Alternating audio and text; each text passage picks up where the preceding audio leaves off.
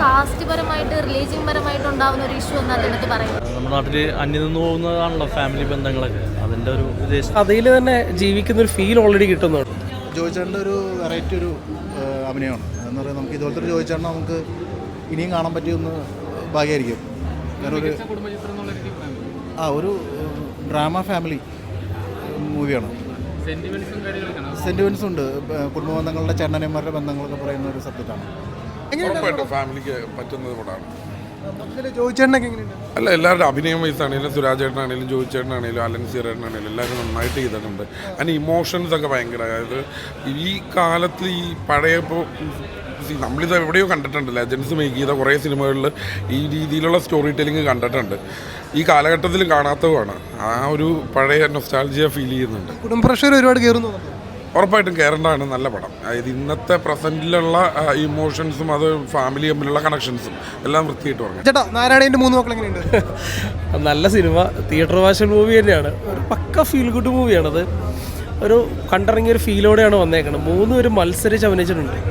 ഒരു നല്ല ലൈഫുള്ള സിനിമയാണ്. അതായത് തിയേറ്റർ വാഷുകൾ എന്ന് പറയാൻ കാരണം വെച്ച് കഴിഞ്ഞാൽ നമ്മൾ അവിടെ ആ കഥയിൽ തന്നെ ജീവിക്കുന്നൊരു ഫീൽ ഓൾറെഡി കിട്ടുന്നുണ്ട്. അപ്പോൾ എല്ലാ ജോണറിലുള്ളവർക്കും കാണാൻ പറ്റിയ, എക്സ്പെഷ്യലി ഫാമിലീസിന് മസ്റ്റായിട്ട് ഇഷ്ടപ്പെടുന്നൊരു പടം തന്നെയാണ്. മൊത്തത്തിലൊരു ക്ലാസിക് ആണോ?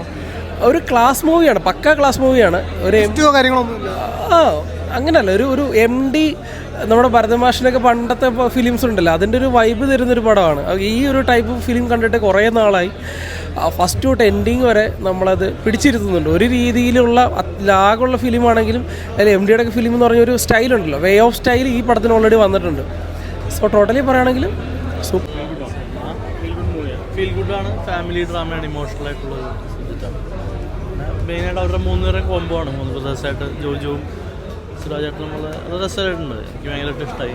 ഫാമിലി ഇപ്പോൾ നമ്മുടെ നാട്ടിൽ അന്യം നിന്ന് പോകുന്നതാണല്ലോ ഫാമിലി ബന്ധങ്ങളൊക്കെ, അതിൻ്റെ ഒരു വിദേശത്തേക്കുള്ള ഒരു പ്രദേശം തമ്മിലുള്ള രസമുണ്ട്. നല്ല പടം. ഫാമിലിയിൽ ഉണ്ടാവുന്ന ഒരു ഇഷ്യൂവിനെ പറ്റിയുള്ള ഒരു മൂവിയാണ്.